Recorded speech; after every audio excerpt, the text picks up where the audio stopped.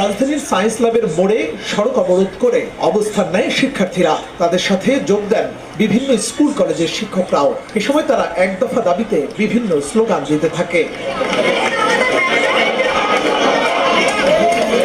শিক্ষার্থীরা জানান, তাদের সহপাঠীদের হত্যার বিচার এবং প্রধানমন্ত্রীর পদত্যাগ না করা পর্যন্ত রাজপথে থাকবেন তারা।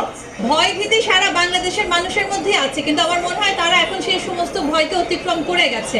আমরা ঘরে ফিরে যাব আমাদের দাবি না মানা পর্যন্ত। আমাদের দাবি এখন একটাই, এক দফা দাবি, শেখ হাসিনার পতন। আমাদের ভাইয়ের প্রাণের জন্য হইলেও আমাদের তো রাজপথে নামা লাগবে। তারা প্রাণ দিছে কাদের জন্য? অবশ্যই আমাদের জন্য।